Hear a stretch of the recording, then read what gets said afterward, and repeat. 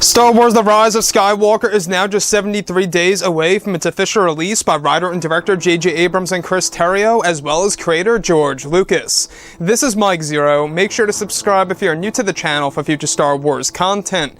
Now, what's really exciting about Episode 9 is that we do know that this film is not only going to have many different connections to the prequels and the originals, but also elements of Star Wars legends that will be a part of this story that will end the Skywalker saga as a whole, and will lead to new actual parts of Episode 9 that fans have never seen before in the Skywalker saga.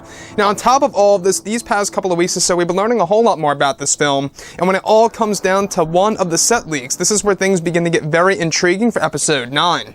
Now, specifically, what's really interesting about all of this is that it's described that one of the scenes that were filmed during the month of September of 2018 last year involved a sequence on set where it's described that Luke Skywalker's Jedi training temple was a part of the sequence and the actual set, and that Mark Hamill was de-aged for the scene without a beard, and is said to take place sometime before the flashback scene in The Last Jedi, where this time Luke Skywalker is said to be in black Jedi robes, just like how he was on the world of Crate at the very end of The Last Jedi, and will explain why he had that outfit on.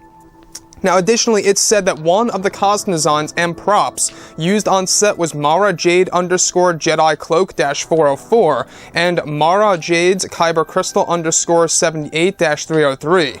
It said that these props were used on set as well as outfits of other Jedi students that were actually a part of the sequence, a part of Luke Skywalker's training temple that were done by a handful of extras. It said that the costume design of Mara Jade was also used during a scene that involved the sequence featuring Kylo Ren slaughtering Luke Skywalker's new generation of Jedi on the grounds of his temple, where it's described that for that sequence that was shot back in January of this year involved a prop called Mara Jade _ lightsaber hilt -mold 55.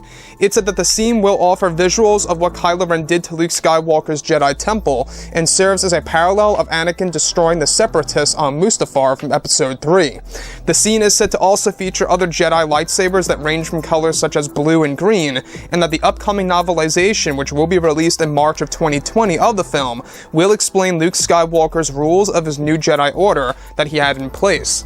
So let's go over a couple of parts about this and as to why this is a very interesting part about Episode 9. For the longest time, a lot of fans have always wondered how much Legends material is either going to A, be reworked into Episode 9, or B, is actually going to stay very much accurate to how it was done in the expanded universe. That's a big question open on the table, right? So when we look at Episode 9 as a whole, we do know that this movie is going to be a film that's going to serve as a revelation film. Many different twists and turns are going to pretty much be presented to the fans. That's going to change how we view the past 8 Star Wars films that come before this one.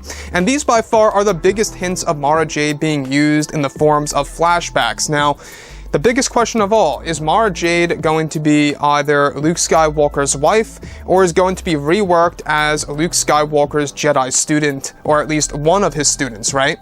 That's a big question that a lot of fans most likely are asking as to whether or not Disney would stay truthful to the Mara Jade Legends version, or just using that character to create something new and fresh for the fans. Now, I, however, think that they should stay true to how she was used in Star Wars Legends, primarily as the Emperor's hand, as well as Luke Skywalker's wife. I mean, that's the way how it should be done, right?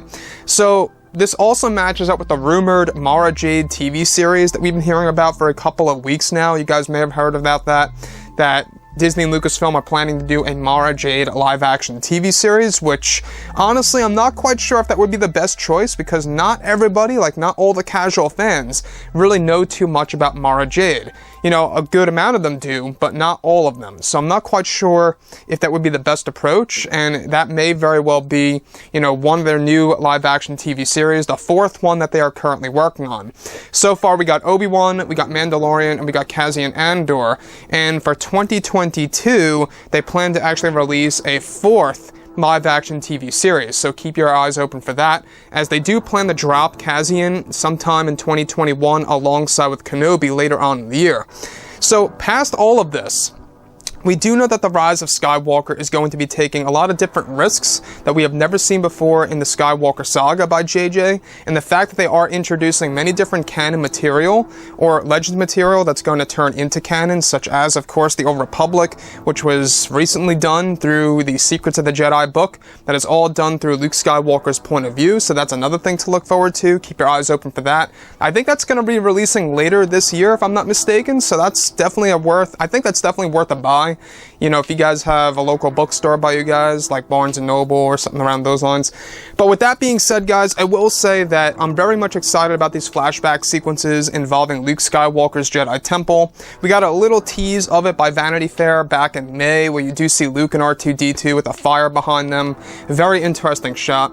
Anyways, guys, drop a comment below. Let me know what you think about all of this in the comments, and if you guys did enjoy the content for today, do make sure to drop a thumbs up on this video to support the channel. I thank you all so very much for the kind support, and I'll catch you guys next time.